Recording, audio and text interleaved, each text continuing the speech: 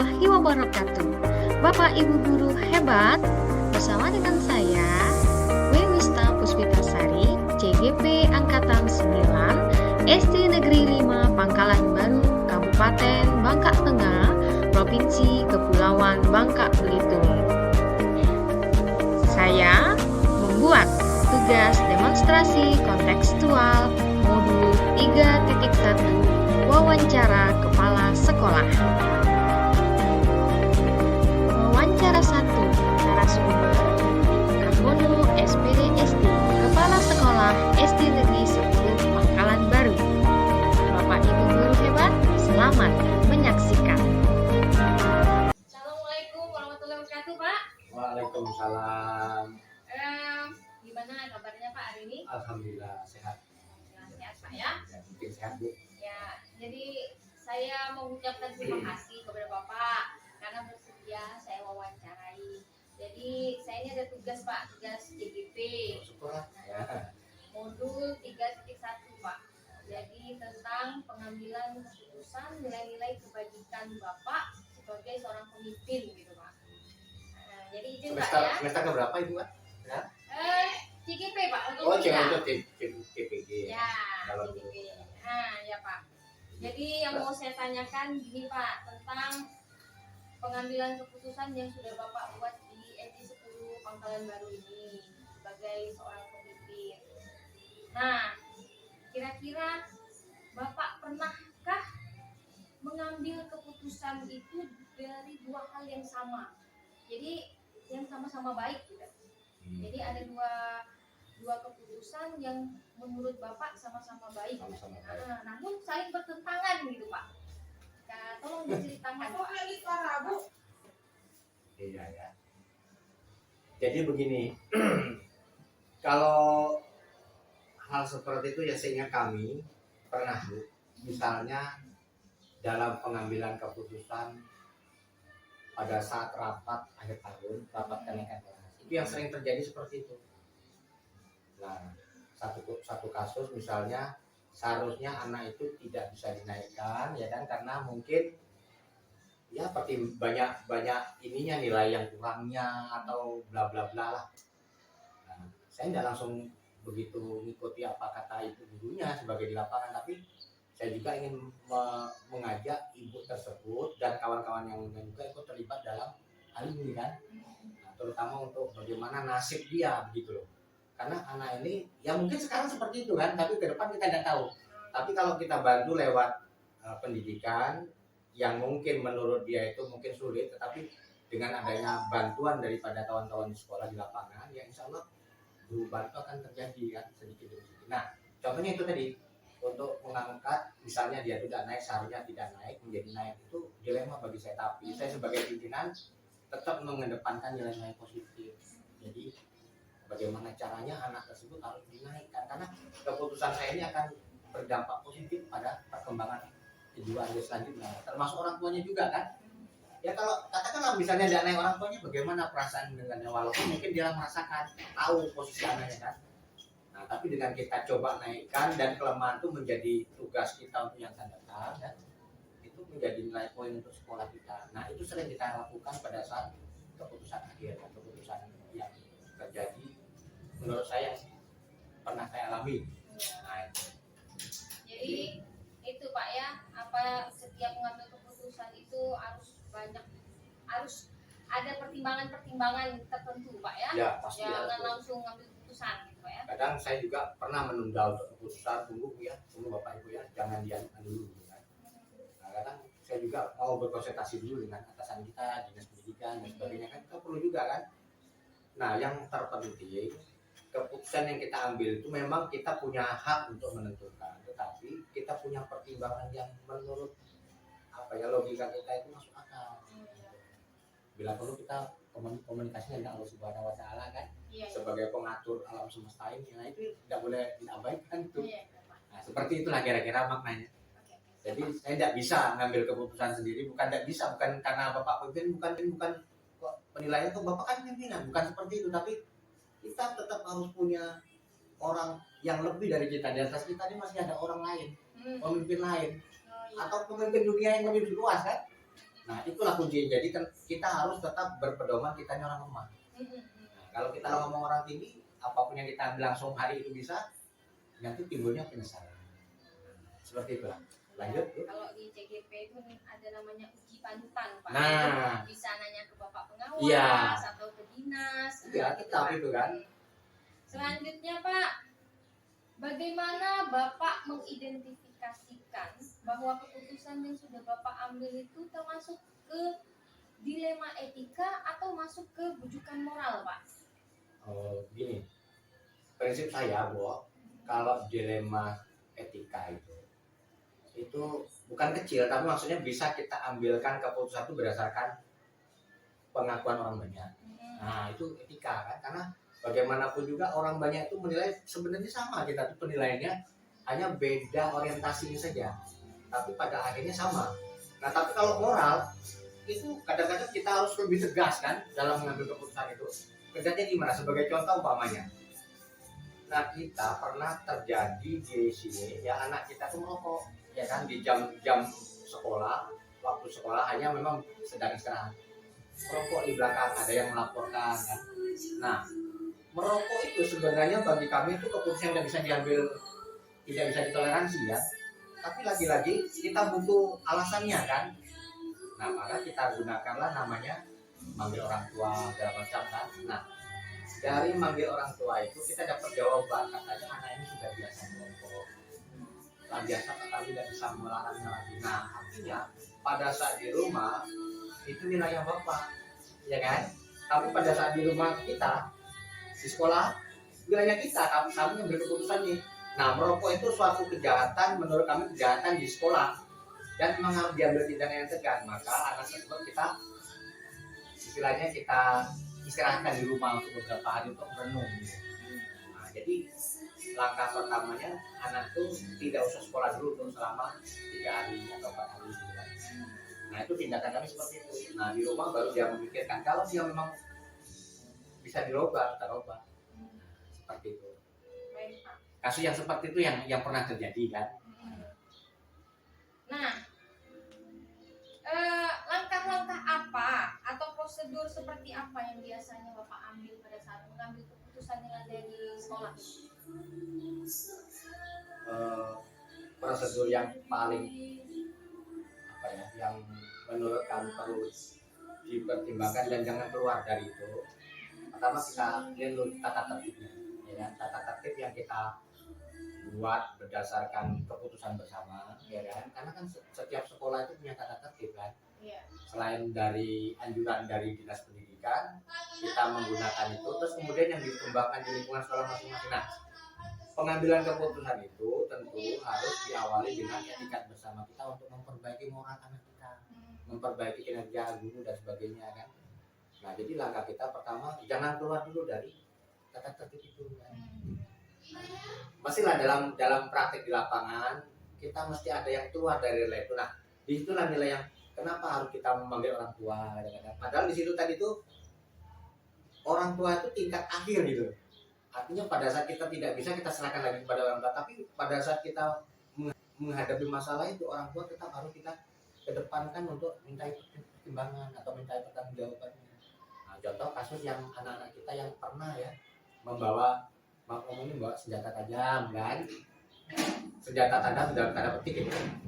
Nah, yang dibawanya itu bukan alat kerja bakti, bukan alat keterampilan. Senjata itu adalah senjata yang menurut pendapat kami itu tidak wajar dibawa oleh seorang anak murid SD kan.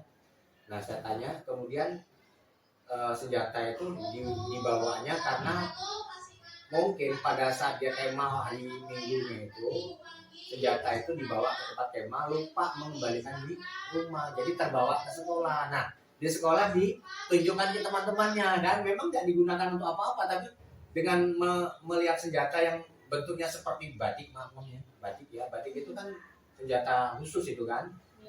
Nah, jadi kami berprinsip itu sudah melanggar aturan yang berat itu menurut kami kan, senjata tajam itu tanpa penggunaan yang benar dan bertanggung jawab itu kan.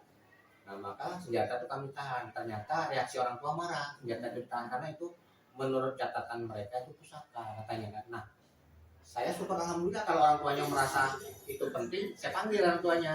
Nah yang kebetulan yang datangnya ibunya kan. Nah saya nggak mau ibunya, saya harus bapaknya, kedua-duanya bila perlu kan. Nah ini bapaknya datang, tapi tetap kembalikan buat catatan kita bikin ya berita acara lah, sebagai berita acara untuk tidak mengulang lagi. Nah, baik Pak.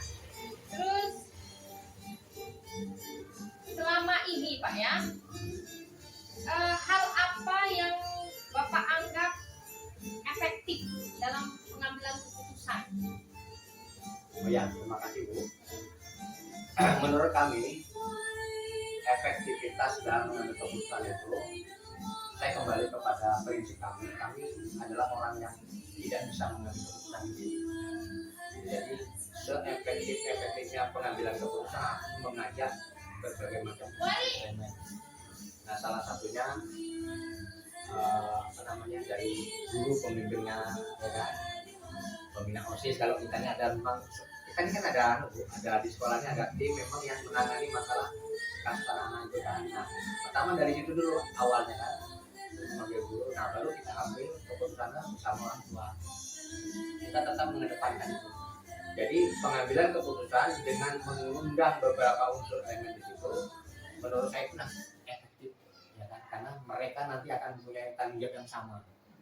Nah, anak-anak kita juga akan terbimbing kan. Seperti itu.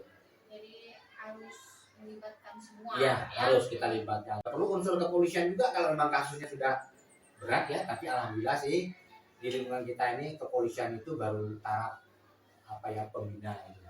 Belum pernah kita mintai karena memang masih bisa kita kasih sekolah, ya kan?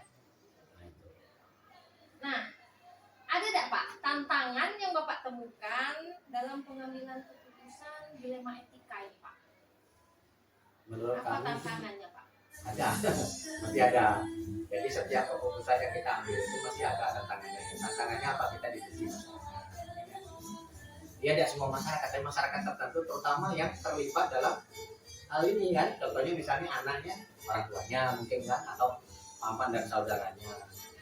Nah itu mungkin kurang sepakat kan. Nah kurang sepakat dengan yang tindakan. Contoh seperti beberapa waktu yang lalu ada anak-anak kita yang rambutnya digunting dulu kan, karena panjang tadi kan. Menurut catatan sekolah kan anak nggak boleh rambutnya panjang, tapi digunting. Nah kesalahan guru kita ini menggunting rambutnya itu mungkin dianggap oleh orang tua tidak rapi begitu, kurang rapi kan, jadi terlihatnya seperti kesannya asal-asalan gitu.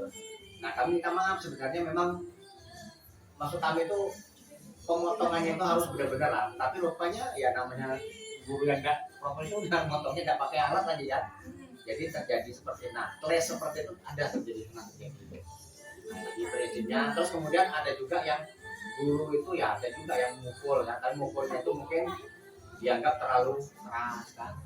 Jadi orang tuanya juga tidak menerima, tapi kita bisa selesaikan.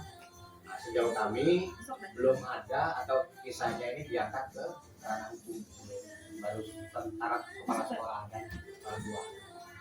Nah, harapan kami yang memang seperti itulah pendidikan itu. Bukan berarti kalau dia dipanggil aparat keamanan itu tidak bagus, bukan. Justru dengan memanggil aparat keamanan itu lebih menurut kami lebih juga kan, lebih lengkap. Anunya orang yang terlibat dalam pengambilan keputusan itu kan. Terus kira-kira ada tidak Pak pada saat Bapak mengambil keputusan itu ada masalah tuh, Bapak langsung menyelesaikannya langsung di tempat atau Bapak buat jadwal gitu Pak? Oh ada. Makasih ya Bu. Saya mengingatkan kembali ke kami itu karena begini. Kalau kita mengambil keputusan itu ada juga yang bisa selesai hari itu, ya. Nah, kalau contohnya yang sederhana lah, anak malas, tua paham saya itu dari itu kan. Tapi kalau anak malas itu karena ada tekanan dari orang-orang tertentu karena ketakutan sudah melanggari peraturan, sudah melibatkan ketakutan yang terintimidasi berat kan, kita bisa juga manggil pihak tertentu kan. Nah jadi untuk hal ini ada yang kasusnya memang tidak bisa selesai itu, bukan tidak bisa diselesaikan tapi harus melesaikannya lewati tatanan gitu, urutan gitu. Ada juga yang selesai, contohnya begini, kita ada satu kasus anak kita tuh tidak mau sekolah itu ya, ada berita tiba-tiba kita dapat berita anak itu ketakutan karena diintimidasi di sekolah. Siapa yang mengintimidasinya? Salah satunya ada dia tuh kalau masuk ke sini nih katanya sering dimintai uang gitu. Nah jadi hal seperti ini kan sudah masuk ke ranahnya kriminal kan, walaupun mungkin tingkatannya ringan karena kita tidak bisa hanya manggil orang tuanya kemudian anak, mesti harus ada penegak hukum di sana kriminal ini. Ya bukan untuk nangkal tapi untuk sekedar memberi efek jerak gitu.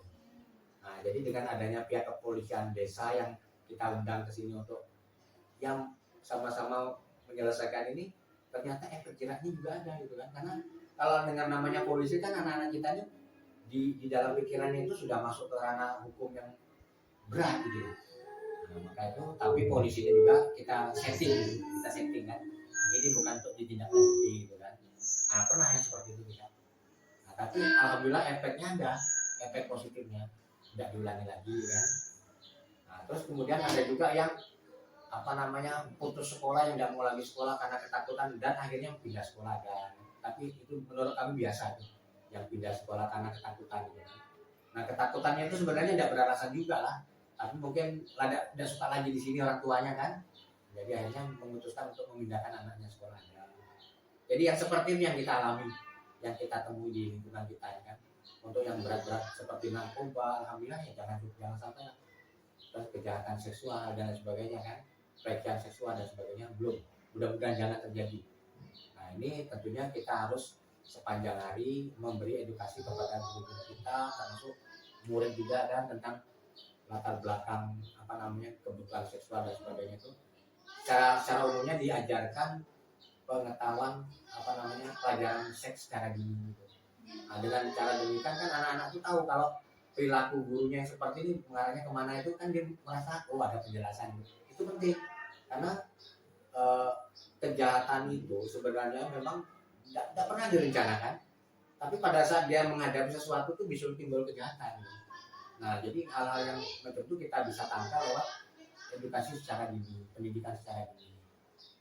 Nah, itulah sasaran saya. Penyelesaian itu tergantung masalah Pak ya, Ya, jadi betul. bisa diselesaikan pada saat itu langsung Ya, betul. tapi harus ada juga kita menemukan masalah yang diselesaikan, kita buat jadwal. Betul. Siap, Pak. Nah selanjutnya Pak, adakah seseorang atau faktor-faktor tertentu yang membantu Bapak mempermudah dalam mengambil keputusan di sekolah Pak? Oh ya, terima kasih Bu.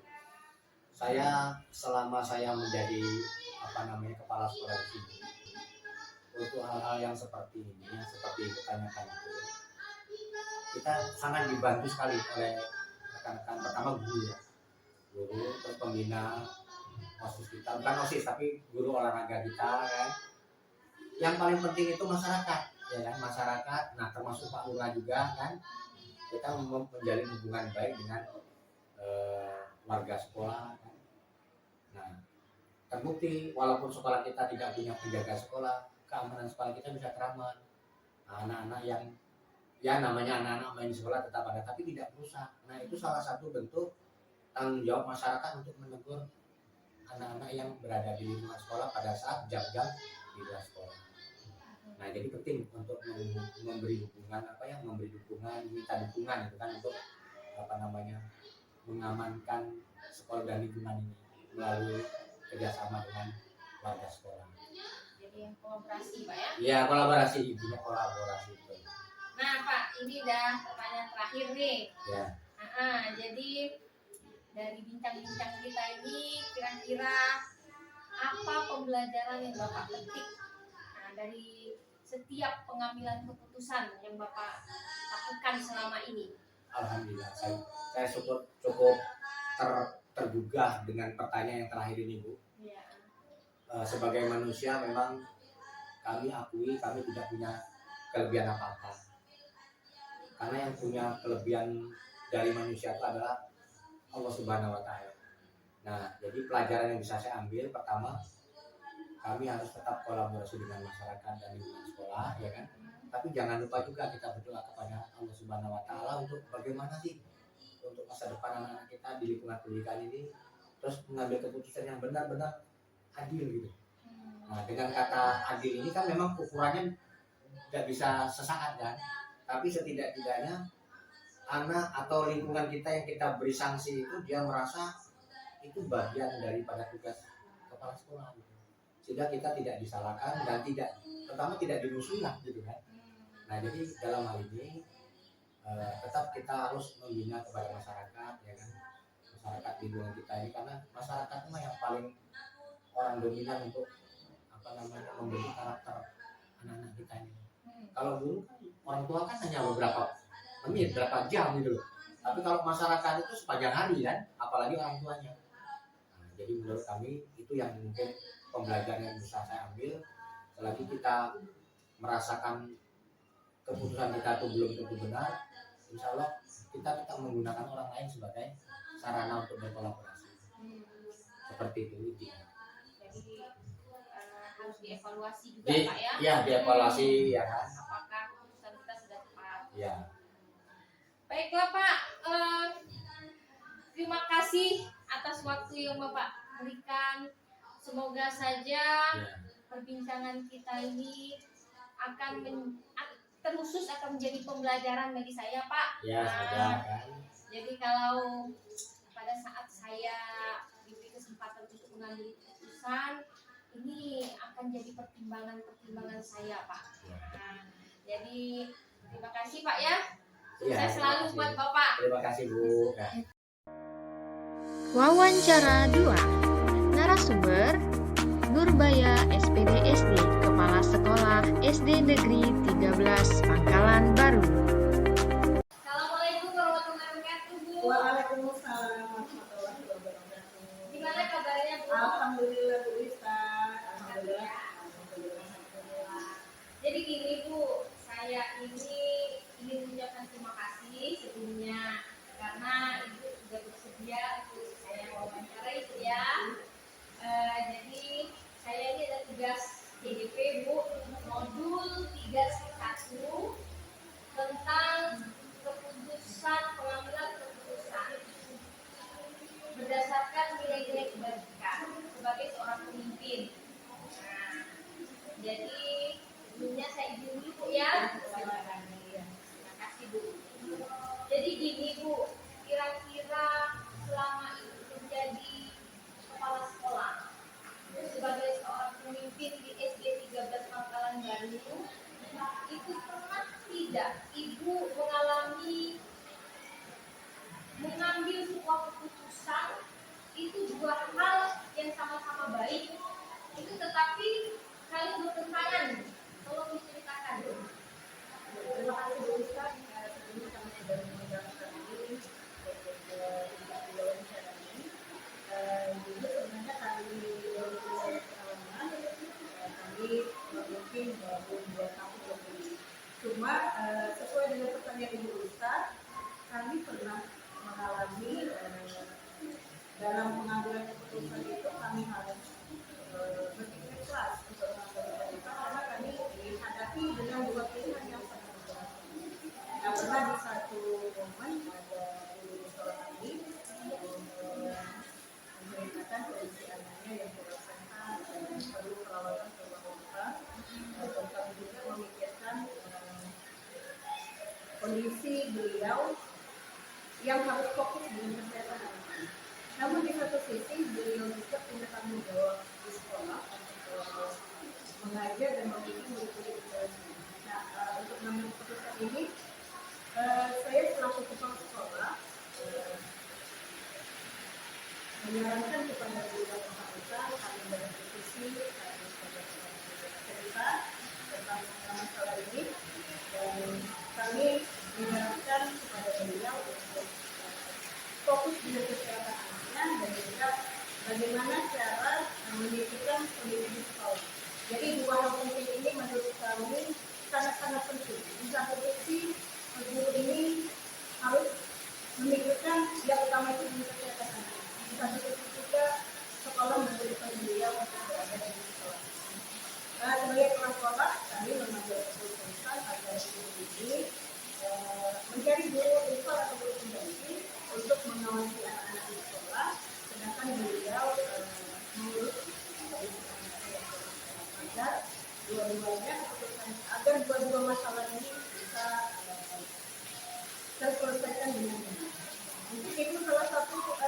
kalau yang sudah pernah kami hadapi dulu, saya juga selalu kepala sekolah sebenarnya agak kebingungan. Harusnya saya ini memberikan pertimbangan apa, memutuskan apa untuk kondisi yang jujur karena kami tidak belum itu banyak ketimpangan banyak dalam ketimpangan. di apa yang dipikirkan. Terima kasih Bu. Nah, sebagai seorang pemimpin, bagaimana Ibu mengidentifikasikan bahwa masalah-masalah yang ada di sekolah itu ini masuk dilema etika atau masuk ke dalam keputusan moral gitu? Jujur ya, jadi kan sebenarnya saya tadi sudah disampaikan bahwa mungkin pengalaman kami masih dangkal ya, belum memahami itu apa dilema etika, ada apa keputusan moral, dan kami berusaha untuk mempelajarinya. Bagaimana cara mengidentifikasi ya, kami melihat dulu permasalahan dari masalah itu apa. Nah, jadi kami selaku kepala sekolah belum pernah mengambil keputusan yang mengacu kepada pendidikan moral, ibaratnya yang tegas untuk memutuskan sesuatu. Namun dasar kami mempertimbangkan semua keputusan itu adalah dengan bermusyawarah dulu,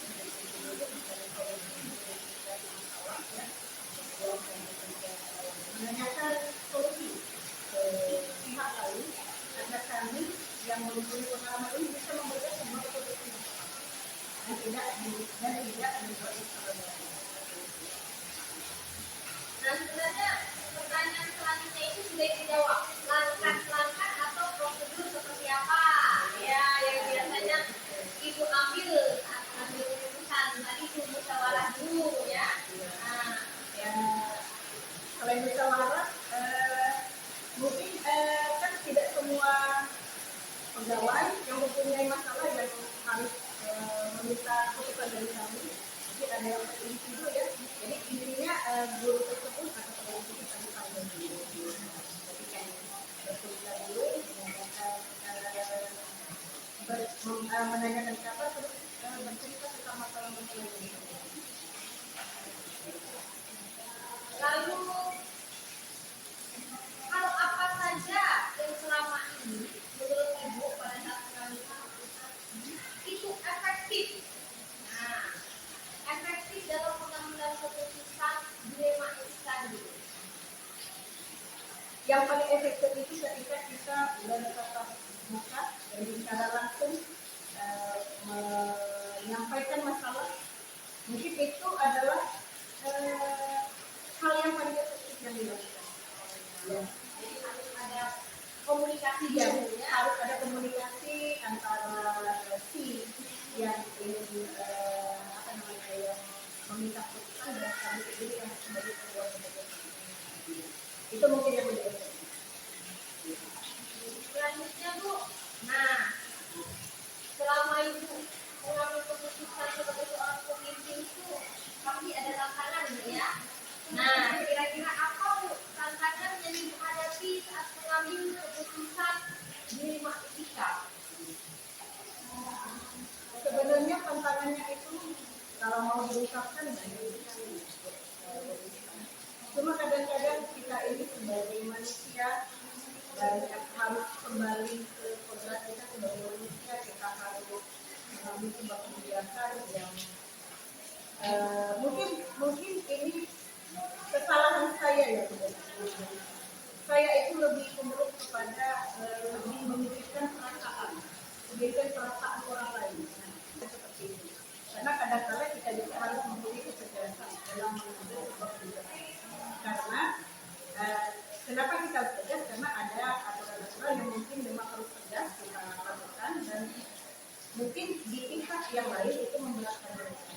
Mungkin di ini adalah tantangan yang membuat kami itu dalam membuat keputusan itu berasa seperti ada. Jadi lebih memikirkan perasaan. Sebenarnya itu tidak boleh ketika kita ingin menentukan sebuah keputusan. Dan kami mungkin ini hal yang harus kami ubah. Ketika ada aturan yang benar-benar harus ditegakkan, ya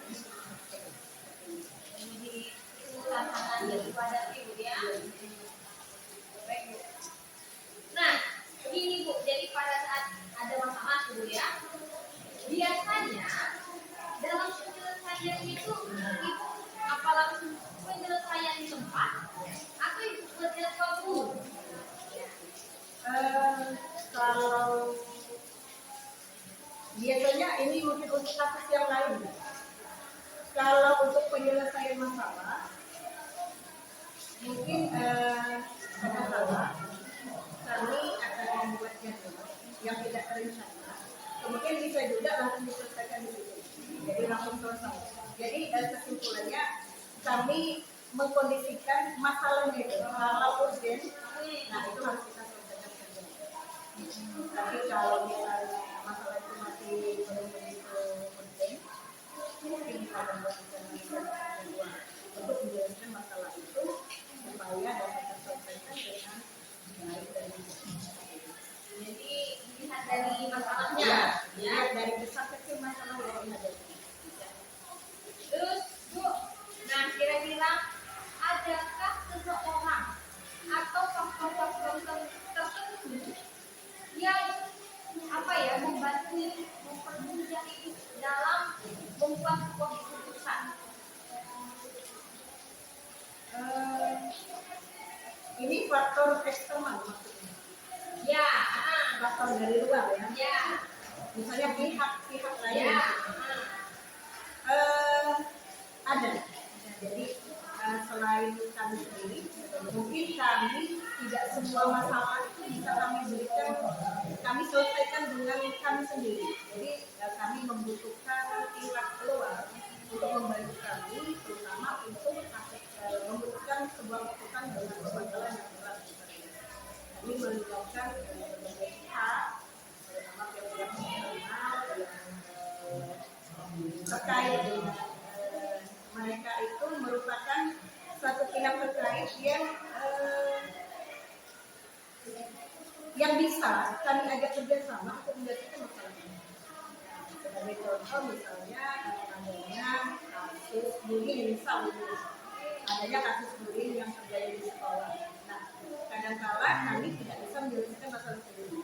Pastinya yang lebih tahu itu adalah guru. Setelah guru tidak bisa lagi menyelesaikan, mereka melapor ke kepala sekolah. Nah, kalau kita kepala sekolah juga belum selesai masalahnya belum selesai, mungkin kami bisa bekerja sama dengan orang tua dan pihak-pihak terkait yang bisa membantu kami untuk menyelesaikan.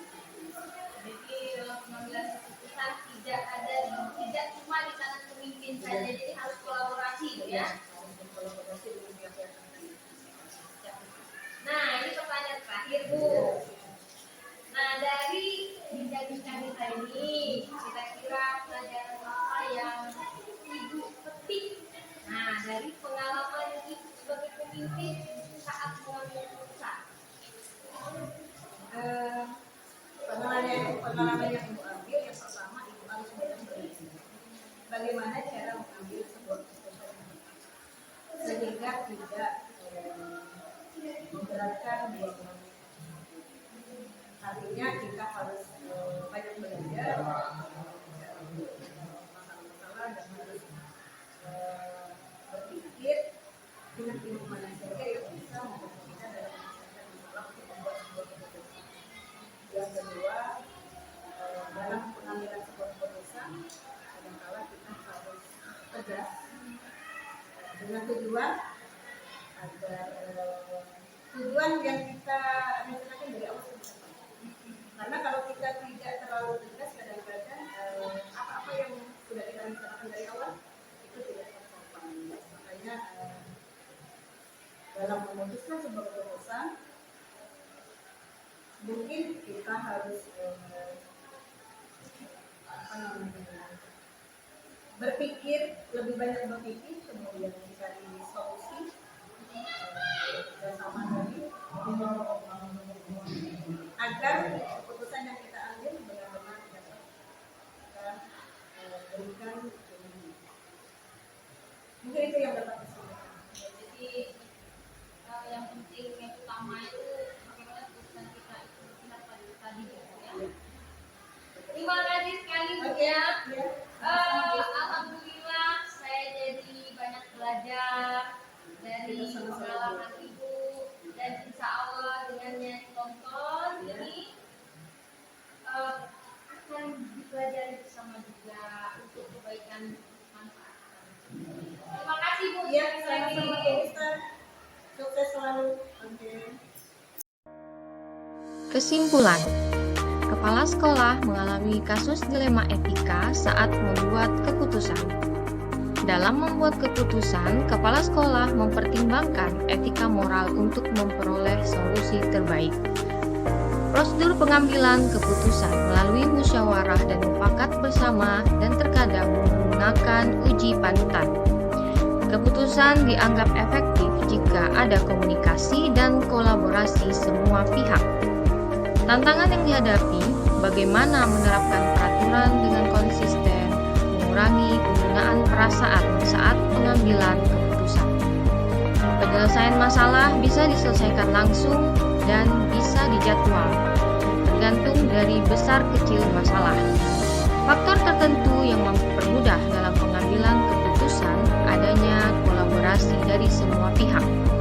Kesimpulan, baik kepala sekolah SD Negeri 10 Pangkalan Baru dan SD Negeri 13 Pangkalan Baru, pengambilan keputusan berdasarkan nilai-nilai kebajikan sebagai pemimpin adalah sebagai pemimpin pembelajaran, kita harus mengedepankan etika sebagai dasar dalam pengambilan keputusan karena bersumber dari nilai-nilai kebajikan universal. Selain itu, keputusan yang diambil haruslah berpihak pada murid dan harus dapat dipertanggungjawabkan. Terima kasih Bapak Ibu guru hebat, tergerak, bergerak, dan menggerak.